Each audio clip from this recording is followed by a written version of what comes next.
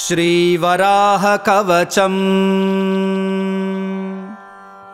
आद्यं रङ्गमिति प्रोक्तं विमानं रङ्गसंज्ञितं श्रीमुष्णं वेङ्कटाद्रिं च साळग्रामं च नैमिषम् तोयाद्रिं पुष्करं चैव नरनारायणाश्रमम् अष्टौ मे मूर्तयः सन्ति स्वयं व्यक्ता महीतले। श्रीसूत उवाच श्रीरुद्रमुखनिर्नीत मुरारिगुणसत्कथा सन्तुष्टा पार्वती प्राह शङ्करं लोकशङ्करम्।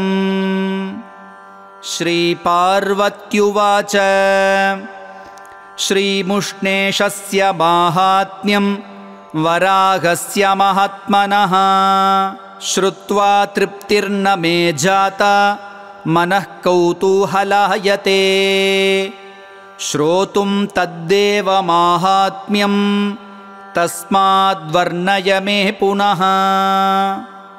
श्रीशङ्कर उवाच शृणु देवि प्रवक्ष्यामि श्रीमुष्णेशस्य वैभवम् यस्य श्रवणमात्रेण महापापैः प्रमुच्यते। सर्वेषामेव तीर्थानां तीर्थराजोऽभिधीयते। नित्यपुष्करिणी नाम्नी श्रीमुष्णेया च वर्तते। जाताश्रमापहा पुण्या वराहश्रमवारिणा विष्णोरङ्गुष्ठसंस्पर्शात् पुण्यदा खलु जाह्नवी।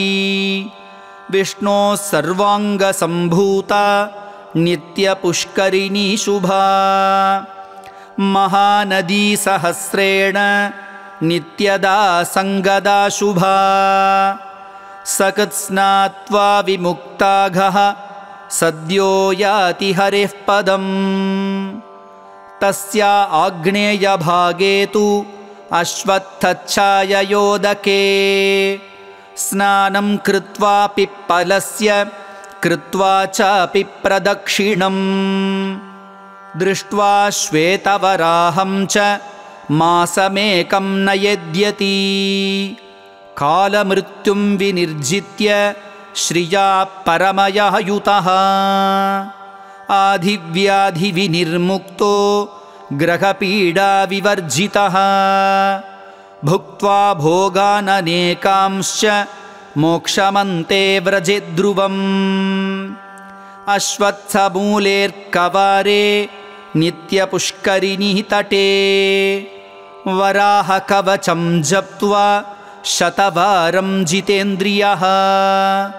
क्षयापस्मारकुष्ठाद्यैः महारोगैः प्रमुच्यते। वराहकवचं यस्तु प्रत्यहं पठते यदि शत्रुपीडाविनिर्मुक्तो भूपतित्वमवाप्नुयात्। लिखित्वा धारयेद्यस्तु बाहुमूले गलेऽथवा। भूतप्रेतपिशाचाद्याः यक्षगन्धर्वराक्षसाः शत्रवो घोरकर्माणो ये चान्ये विषजन्तवः। नष्टदर्पा विनश्यन्ति विद्रवन्ति दिशो दश।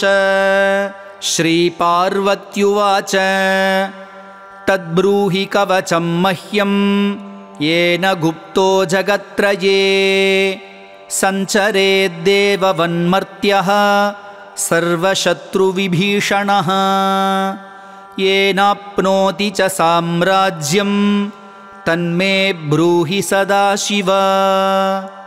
श्रीशङ्कर उवाच शृणु कल्याणि वक्ष्यामि वाराहकवचं शुभम् येन गुप्तो लभेन्मर्त्यो विजयं सर्वसम्पदम्। अङ्गरक्षाकरं पुण्यं महापातकनाशनं सर्वरोगप्रशमनं सर्वदुर्ग्रहनाशनं विषाभिचारकृत्यादि शत्रुपीडानिवारणं नोक्तं कस्यापि पूर्वं हि गोप्याद्गोप्यतरं यतः वराहेण पुरा प्रोक्तं मह्यं च परमेष्ठिने युद्धेषु जयदं देवी शत्रुपीडानिवारणं वराहकवचाद्गुप्तो नाशुभं लभते नरः वराहकवचस्यास्य ऋषिर्ब्रह्मा प्रकीर्तितः छन्दोनुष्टुप् तथा देवो वराहो भूपरिग्रहः प्रक्षाल्यपादौ पानी च सम्यगाचम्यवारिणा कृतस्वाङ्गकरन्यासः सपवित्रवुदङ्मुखः ॐ भूर्भुवः सुवरिति नमो भूपतयेऽपि च नमो भगवते पश्चात् वराहाय नमस्तथा एवं षडङ्गं न्यासं च न्यसेदङ्गुलिशुक्रमात् नमः श्वेतवराहाय महाकोलाय भूपते यज्ञाङ्गाय शुभाङ्गाय सर्वज्ञाय परात्मने स्रुवतुण्डाय धीराय परब्रह्मस्वरूपिणे वक्रदंष्ट्राय नित्याय नमोऽन्तैर्नामभिक्रमात् अङ्गुलीशून्यसेद्विद्वान् करपृष्ठतलेष्वपि ध्यात्वा श्वेतवराहं च पश्चात् मन्त्रमुदीरयेत् ॐ श्वेतं वराहवपुषं क्षितिमुद्धरन्तम् शङ्खारि सर्ववरदाभययुक्तबाहुम् ध्यायेन्निजैश्च तनुभिः सकलैरुपेतम् पूर्णं विभुं सकलवाञ्छितसिद्धयेजम् ॐ वराहः पूर्वतः पातु दक्षिणे दण्डकान्तकः हिरण्याक्षहरः पातु पश्चिमे गदयायुतः उत्तरे भूमिहृत्पातु अधस्ताद्वायुवाहनः ऊर्ध्वं पातु हृषीकेशो दिग्विदिक्षु गदाधरः प्रातः पातु प्रजानाथः कल्पकृत्सङ्गमेवतु मध्याह्ने वज्रकेशस्तु सायाह्ने सर्वपूजितः प्रदोषे पातु पद्माक्षो रात्रौ राजीवलोचनः निशीन्द्रगर्वः पातु पातूषः परमेश्वरः अटव्यामग्रजः पातु गमने गरुडासनः स्थले पातु महातेजाः जले पात्ववणीपतिः गृहे पातु गृहाध्यक्षः पद्मनाभः पुरोवतु झिल्लिकावरदः पातु स्वग्रामे करुणाकरः रणाग्रे दैत्यः पातु विषमे पातु चक्रभृत् रोगेषु वैद्यराजस्तु कोलो व्याधिषु रक्षतु तापत्रयात्तपोमूर्तिः कर्मपाशाच्च विश्वकृत् क्लेशकालेषु सर्वेषु पातु पद्मापतिर्विभुः हिरण्यगर्भसंस्तुत्यः पादौ पातु निरन्तरम् गुल्फौ गुणाकरः पातु जङ्घे पातु जनार्दनः जानू च जयकृत् पातु पातूरु पुरुषोत्तमः रक्ताक्षो जगने पातु कटिं विश्वम्भरोवतु पार्श्वे पातु सुराध्यक्षः पातु कुक्षिं परात्परः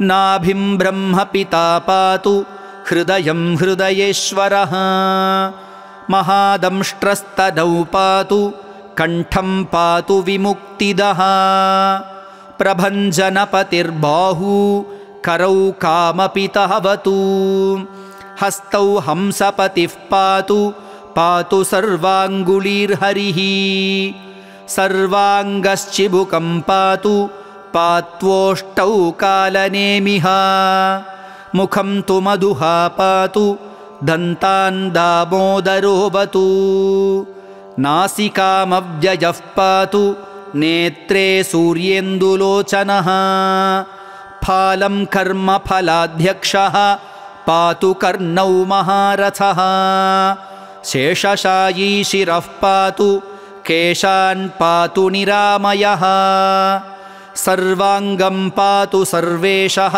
सदा पातु सतीश्वरः इतीदं कवचं पुण्यं वराहस्य महात्मनः यः पठेत् शृणुयाद्वापि तस्य मृत्युर्विनश्यति तं नमस्यन्ति भूतानि भीताः साञ्जलिपाणयः राजदस्युभयं नास्ति राज्यभ्रंशो न जायते यन्नामस्मरणाद् भीताः भूतवेतालराक्षसाः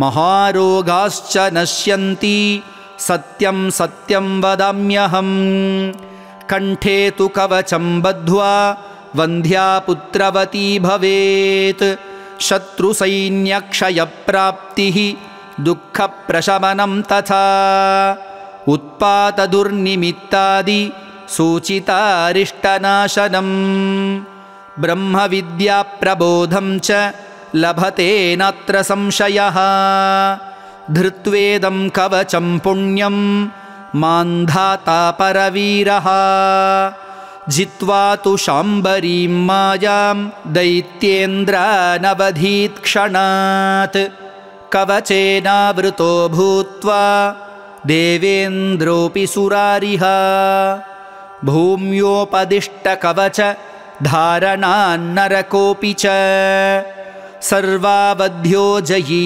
भूत्वा महतीं कीर्तिमाप्तवान् अश्वत्थमूलेऽर्कवारे नित्यपुष्करिणी तटे वराहकवचं जप्त्वा शतवारं पठेद्यदि अपूर्वराज्यसम्प्राप्तिं नष्टस्य पुनरागमम् लभते नात्र सन्देहः सत्यमेतन्मयोदितम् जप्त्वा वराहमन्त्रं तु लक्षमेकं निरन्तरम् दशांशं तर्पणं होमं पायसेन घृतेन च कुर्वन् त्रिकालसन्ध्यासु कवचेनावृतो यदि भूमण्डलाधिपत्यं च लभते नात्र संशयः इदमुक्तं मया देवि गोपनीयं दुरात्मनां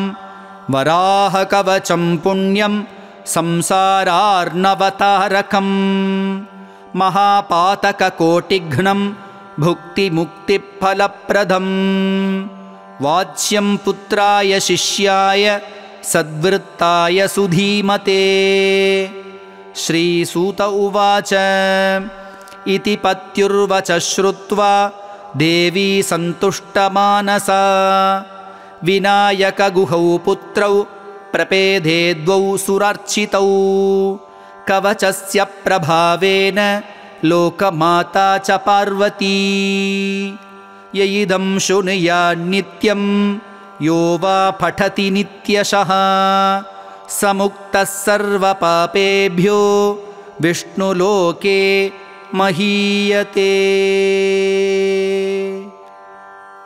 इति श्री वराहकवचं सम्पूर्णम्।